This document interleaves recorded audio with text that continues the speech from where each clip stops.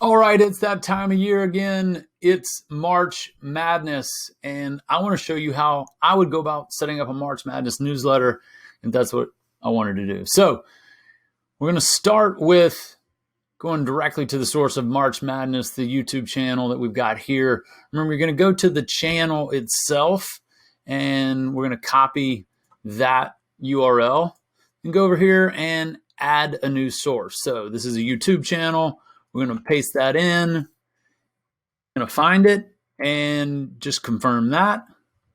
That is our first source. We're not going to add any filters to this because we're going to specific March Madness type information. So we've got YouTube in. I'm going to bring in a couple of other sources that are just talking about college basketball. So we're going to bring in everything. Again, no filters.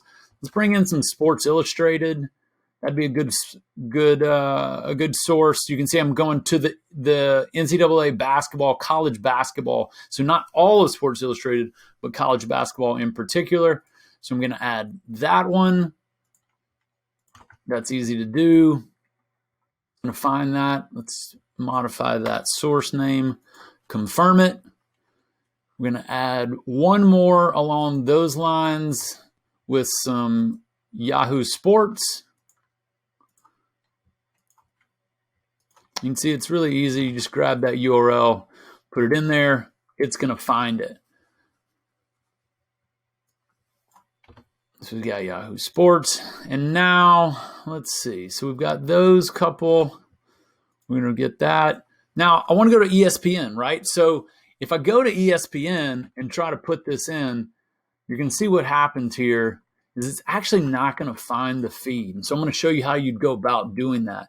So on the back end, Ross is doing everything it can to find those RSS feeds that are out there, but sometimes it can't find it. And so we need to give it a little bit more help.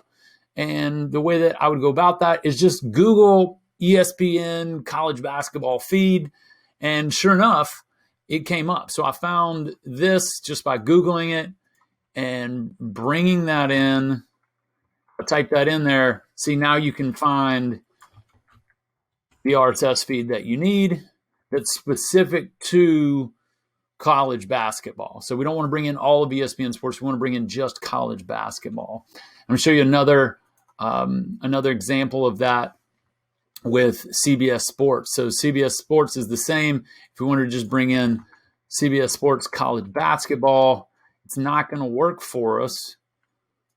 And we need to tell it to be a little bit more specific. So it couldn't find the feed, but I was able to do a search for just RSS CBS Sports feeds, look for the college basketball one in particular, and there we go. So I put that in, and it's going to find it.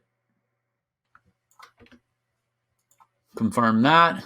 Now we've got all of these sources in our content pool. Let's go a couple other places. So I want to bring in Bleacher Report. So Bleacher Report, though, I can't find an RSS feed. So what am I going to do for that? Let's go to Twitter because we can easily bring in Twitter. So Bleacher Report covers all kinds of things, but we want to stick to college basketball. So in this case, Bleacher Report has a college basketball specific Twitter profile. So we're going to grab that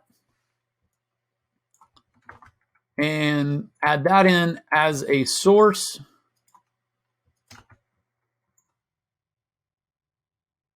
And here we go. So we're going to get all of the Bleacher Report college basketball news as well. So that is how I would set up a March Madness newsletter for my fans. However long you have that going, maybe you keep it going during the year and you pivot to March Madness just during that time. However you want to go, but this is the way that I'd go about setting up a March Madness newsletter.